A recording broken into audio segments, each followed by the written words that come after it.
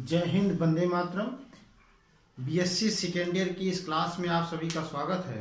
आज की ये क्लास बीएससी सेकेंड ईयर वालों के लिए है। तो आइए वीडियो की शुरुआत करते हैं। आज की क्लास, जबकि आप लोगों को पहले ही बता दिया गया कि ये क्लास अपनी बीएससी सेकेंड ईयर वालों के लिए है। बीएससी सेकेंड ईयर पेपर है सेकेंड।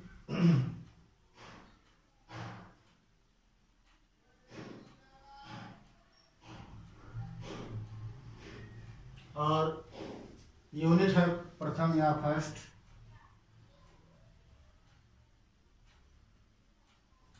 और जो इसका टॉपिक है, आज का विषय है, वो है देश की आंतरिक सुरक्षा। क्या है इसका टॉपिक? देश की आंतरिक सुरक्षा। देश की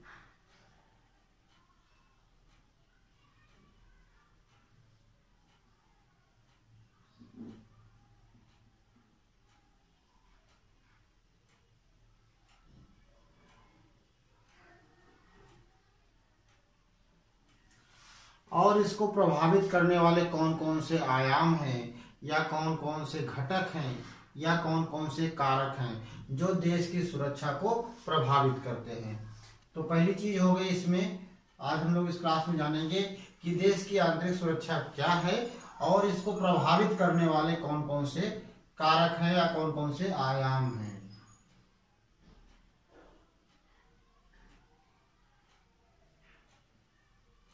आंतरिक सुरक्षा को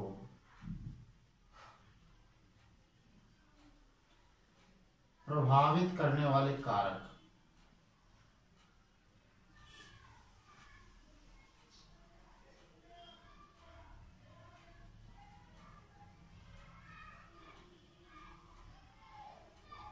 कारक कह सकते हैं, आयाम कह सकते हैं, या तत्व कह सकते हैं। इसको कई चीजें कह सकते हैं, सबका एक ही वो है। तो पहली चीज आज हम लोग जानेंगे कि देश की आंतरिक सुरक्षा क्या है। देश के अंदर में, देश के अपने भूभाग के अंदर, देश के अंदर जो आंतरिक सुरक्षा है वो कैसे हम करते हैं। देश की आंतरिक सुरक्षा क्या है, इसको हमारी सेनाएं किस तरह से लागू करती हैं अपने देश को, देश की स्थिति को या शासन संचालन से लेकर विभिन्न परिस्थितियों को कंट्रोल करने के लिए हमारी आंतरिक सुरक्षा एजेंसियां किस तरह से कार्य करती हैं, या आंतरिक सुरक्षा क्या है। और दूसरी चीज होती है कि आंतरिक सुरक्षा को जो प्रभावित करते हैं वो कौन कौन से कारक हैं, कौन कौन से तत्व हैं, कौन कौन से आयाम हैं जो हमारे देश की आंतरिक सुरक्षा को प्रभावित करते हैं, जिससे देश की आंतरिक सुरक्षा प्रभावित होती है। तो आप सभी जानते हैं कि देश हमारा जो है, हमारा भारत देश जो है वो विभिन्न है। भारत देश जो है विभिन्न धर्म जातियों,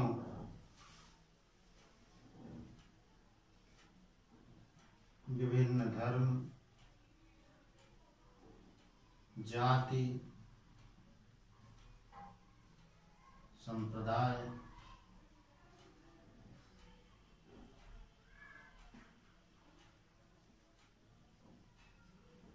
इत्यादि में बटा हुआ है। तो जाहिर सी बात है, जहाँ पर विभिन्न धर्म और जातियां होंगी वहां पर किसी न किसी बात को लेकर परस्पर मतभेद भी होते रहेंगे, और उन्हीं मतभेदों को अगर दूर ना किया जाए तो उसमें असुरक्षा की भावना पनपने लगती है। और इन्हीं असुरक्षा की भावना जो पनपने लगती है, उनको दूर करने के लिए जो एजेंसियां काम करती हैं, आपसी सद्भाव सौहार्द को बनाए रखने के लिए जो एजेंसियां काम करती हैं, वो सुरक्षा एजेंसियां कहलाती हैं। तो विभिन्न धर्म जात के जब लोग आपस में लड़ने झगड़ने लगते हैं, चाहे वो भौगोलिक क्षेत्र को लेकर हो,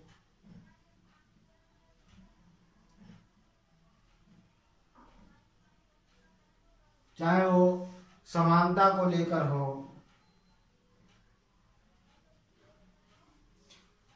चाहे वो मिल मालिकों द्वारा श्रमिकों का उत्पीड़न हो,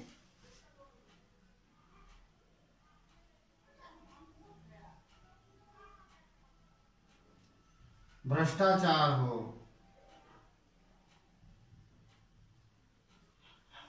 इत्यादि इस तरह से और भी बहुत प्रकार से कारण हैं जो असुरक्षा को पनपने के पनाह देते हैं, कारण बनते हैं। तो ये कभी कोई विभिन्न धर्म संप्रदाय के लोग जो विभिन्न भौगोलिक परिस्थितियों में रहना चाहते हैं, किसी में भौगोलिक भूभाग को लेकर होता है, तो कभी असमानता की भावना की जागृत हो जाती है, तो कभी कोई मिल मालिक है या कहीं कोई मालिक है और वर्कर है, उसके बीच में विभिन्न प्रकार के मतभेद होते रहते हैं और किसी न किसी तरह से वहाँ पर भ्रष्टाचार पनपने लगता है। और इन सब के बीच में जो चीज उभर के आती है, सामने आती है आंतरिक सुरक्षा की या सुरक्षा की। तो इन सुरक्षा को इन सबको दूर करने के लिए हमारी सुरक्षा एजेंसियां काम करती हैं और देश के तमाम इस तरह से संगठन हैं जो इस आंतरिक सुरक्षा को बनाए रखने के लिए हमेशा कार्यरत रहते हैं। तो ये एजेंसियां सुरक्षा की भावना को प्रेरित करती हैं कि विभिन्न प्रकार के धर्म, जाति, जो भी संप्रदाय या लैंगिक विभेद के कारण जो अव्यवस्था व्याप्त है उसको किसी न किसी प्रकार से दूर किया जाए और आपसी सद्भाव को बनाया जाए। तो इस प्रकार से जो आंतरिक सुरक्षा है, आंतरिक कला है, उसको दूर करने के लिए तमाम प्रकार के कार्य करने पड़ते हैं जो करती हैं हमारी एजेंसियां, जिनको हम सुरक्षा एजेंसियां भी कहते हैं। इन्हीं चीज़ों का फायदा उठा करके, चाहे वो उत्पीड़न हो, भ्रष्टाचार हो या किसी भी चीज़ का फायदा उठा करके इनमें से दो व्यक्तियों को लड़ाकर तीसरा व्यक्ति हमेशा उसका फायदा उठाता है। तो इस प्रकार इसको देश में असुरक्षा की भावना व्याप्त हो जाती है। दो गुटों को आपस में भिड़ा दिया जाए, आपस में युद्ध में संलग्न कर दिया जाए, तो वहाँ पर कहीं न कहीं किसी न किसी प्रकार से वो जो है असुरक्षा की भावना उत्पन्न हो जाती है। ऐसे में जन्म होता है अपराध का और आतंकवाद का। तो ये अपराधी, ये आतंकवादी देश में विभिन्न प्रकार की परिस्थितियां पैदा कर देते हैं जिससे देश की आंतरिक सुरक्षा प्रभावित होती है। तो ये होता है हमारे देश की आंतरिक सुरक्षा, यानी कि कहीं न कहीं किसी न किसी प्रकार से, चाहे वो कट्टरवादिता हो, धर्मवादिता हो, जातिवादिता हो, संप्रदायवादिता हो, इत्यादि कारणों से वो हमारे देश के आंतरिक सुरक्षा में सेध लगाकर या आंतरिक सुरक्षा में घुन जैसा कार्य करते हैं और वो दीमक की तरह जैसे कार्य करते हैं और उस देश की अर्थव्यवस्था और सुरक्षा को प्रभावित करते हैं। तो इस प्रकार से हमारी आंतरिक सुरक्षा को बनाए रखने के लिए विभिन्न प्रकार की सुरक्षा एजेंसियों को काम में लगना पड़ता है या काम करना पड़ता है।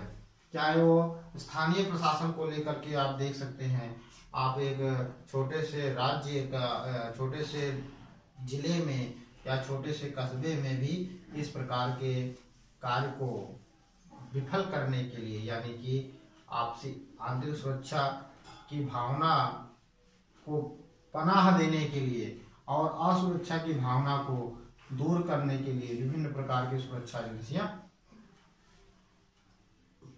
कार्य करती है। स्थानीय स्तर पर पुलिस है, प्रशासन है और छोटे छोटे न्यायालय हैं, और उसके बाद उच्च लेवल पे अपना सुप्रीम कोर्ट और अंतर्राष्ट्रीय, अगर हम देश से बाहर जाए तो अंतर्राष्ट्रीय न्यायालय का भी सहारा लेना पड़ता है जो आंतरिक सुरक्षा को कायम रखते हैं। दूसरी चीज आती है आंतरिक सुरक्षा को प्रभावित करने वाले कौन कौन से वो कारक हैं। आंतरिक सुरक्षा को जो हमारे देश की अंदरूनी, देश के अंदर की या देश की सुरक्षा के लिए जो प्रभावित करने वाले कारक हैं, जिससे हमारा देश असुरक्षित हो सकता है या असुरक्षित या असहज महसूस कर सकता है, वो कौन कौन सा कारण है। तो जिसमें आपका कारण आएगा सांप्रदायिकता,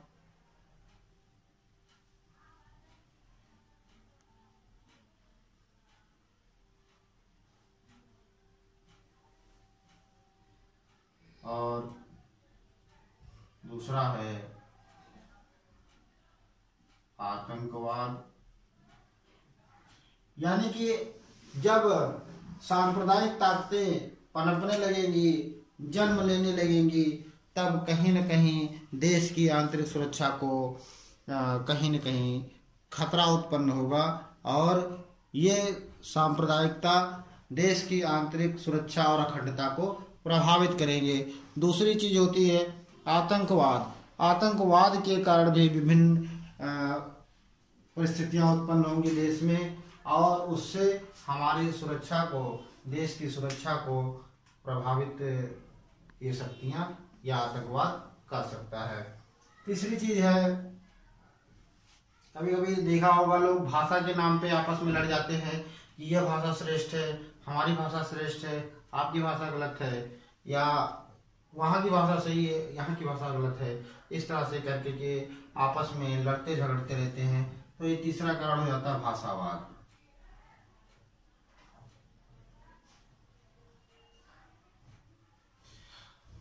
जब यदि मान लिया जाए कि एक हिंदी भाषी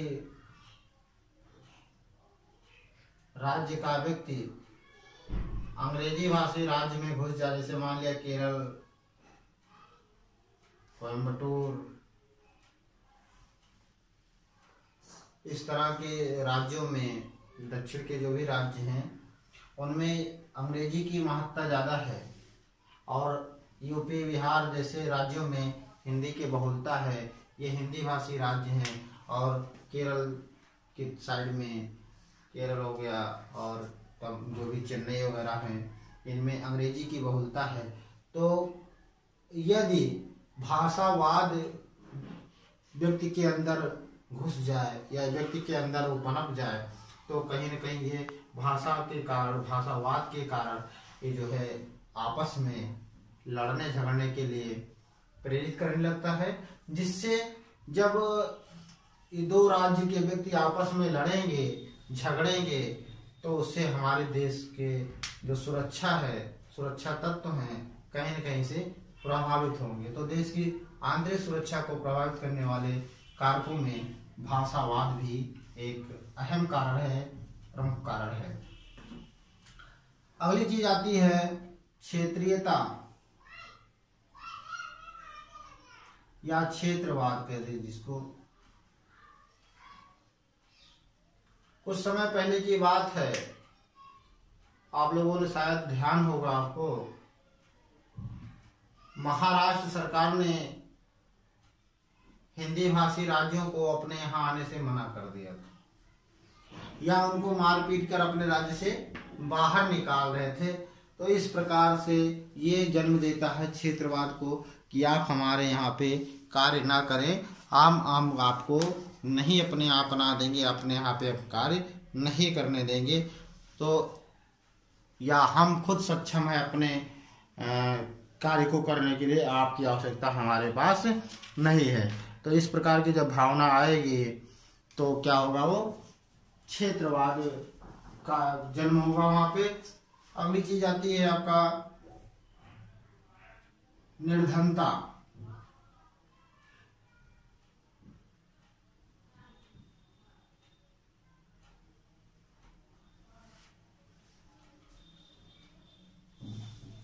अभी हमने बताया आपको महाराष्ट्र सरकार ने मना कर दिया कि यूपी और बिहार के मजदूर हमारे यहाँ से जाएं, पलायन करें, हमें इनकी कोई आवश्यकता नहीं है, हम अपने यहाँ के लोगों को ही रोजगार देंगे, दूसरे लोगों को रोजगार नहीं देंगे। इस तरह की भावना जब उनमें पनपी तो वो था क्षेत्रवाद।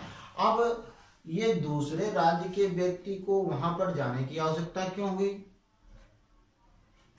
एक प्रश्न ये भी उठता है कि ये लोग वहां गए क्यों? तो गए इसलिए कि उनमें, उनके राज्य में प्रचुर मात्रा में श्रम की जो उनके पास शक्ति है उसको कहीं पर भी उपयोग में लाने के संसाधन मौजूद नहीं थे, मुहैया नहीं थे। तो इसलिए उनको उनके राज्य में निर्धनता थी, संसाधन नहीं थे वो, और किसी दूसरे राज्य में संसाधन थे, वहां पर मैन पावर की, श्रम की आवश्यकता थी। तो ये लोग कहीं न कहीं निर्धनता ही उनको खींच कर वहां लेकर गई। तो इससे क्या होता है, निर्धनता ही जो है, और कभी कभी असुरक्षा की भावना में निर्धनता कारण बनता है। कभी अपने बच्चों को कहीं पे बेच दिया, कहीं परिवार वालों को बेच दिया, कहीं पे जुए में हार गए, तो इस तरह से वो क्या है, निर्धनता है। या आंतरिक सुरक्षा में तो जुए में हारना नहीं कह सकते हैं, फिर भी कहीं न कहीं निर्धनता कारण बनती है आंतरिक सुरक्षा को प्रभावित करने वाले कारकों में। या कि इसको हम अगर अपने सब्जेक्ट से जोड़ लें तो इसका अगर निर्धनता है, किसी व्यक्ति को लालच दे दिया जाए कि आप मेरे धर्म या संप्रदाय के मुताबिक कार्य करिए और इसके बदले में आपको हम ये पारिश्रमिक देंगे।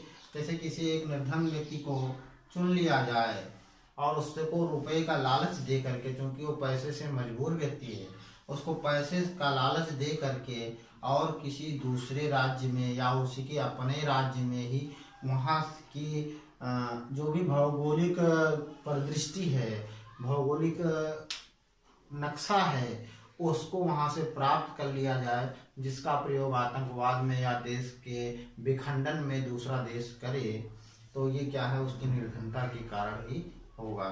और तीसरी चीज़ है, जैसे क्षेत्रवाद को ले लो आप, इसमें भी आप कश्मीर के व्यक्ति कह दे नहीं कि हम यूपी के व्यक्ति को अपने यहाँ पर नहीं रहने देंगे, यहाँ पर मकान नहीं लेने देंगे, यहाँ पर रहने नहीं देंगे, तो इस क्या होगा, ये क्षेत्रवाद होगा ये। और निर्धनता में उसके पास धन शक्ति नहीं है, जनशक्ति है, तो जनशक्ति को अपना प्रयोग कर करके उसको किसी दूसरे व्यक्ति द्वारा लालच दे करके कोई गलत कार्य, जैसे उसको आतंकवाद में लाया जा सकता है, और भी तमाम प्रकार से जानकारियां हासिल की जा सकती हैं। तो ये निर्धनता है। निर्धनता भी एक कारण है जो आंतरिक सुरक्षा को प्रभावित करता है। इस निर्धनता के कारण वो गैर सामाजिक कार्य में लिप्त होगा व्यक्ति और देश की सुरक्षा को वो प्रभावित करेगा। अगली चीज आती है श्रम विवाद।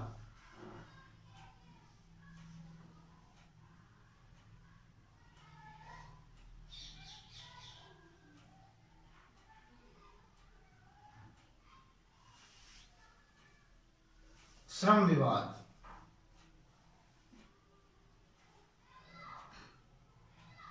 यानी कि दो श्रमिक समान कार्य करने वाले, किंतु उनको जब उनके पारिश्रमिक की बात आती है, उनके वेतन भत्ते की बात आती है, तो उनके वेतन भत्तों में कहीं न कहीं विसंगति होती है, तो उनमें हीन भावना उत्पन्न होती है। और ये हीन भावना कहीं ले जाकर के विवाद का रूप धारण कर लेती है। तो उसमें क्या होता है, ये श्रम विवाद के कारण ही आंतरिक असुरक्षा की भावना या आंतरिक असुरक्षा पनपने लगती है, पनप जाती है कि समान कार्य करते हुए भी हम दूसरों की अपेक्षा कम पारिश्रमिक क्यों लें। तो ये श्रम विवाद खड़ा हो जाता है। और दूसरी चीज इसका होता है कि जो उद्योगपति हैं उनका श्रमिकों के साथ आपस में जो व्यवहार है मालिक और श्रमिक का, वो अनुकूल ना होना, या यूं कह लें कि निम्न स्तर के जो श्रमिक हैं उनको हीन भावना से देखना या उनके साथ दुर्व्यवहार करना। तो इस प्रकार के ये 6 प्रकार के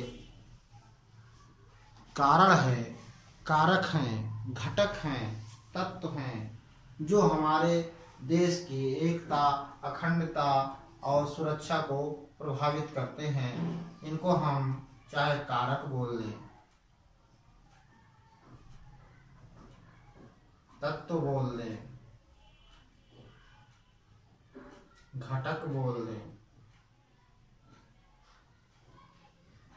ये सब चीजें एक ही हैं। ये कारण हैं, ये कारक हैं, ये घटक हैं हमारी आंतरिक सुरक्षा को प्रभावित करने वाले।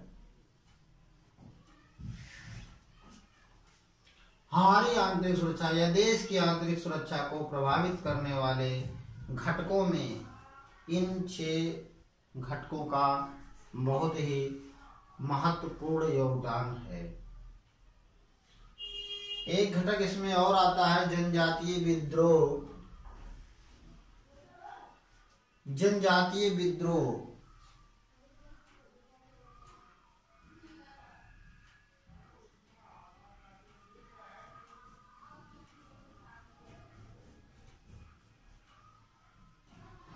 भारत देश में इस समय कुल 427 जनजातियां निवास करती हैं।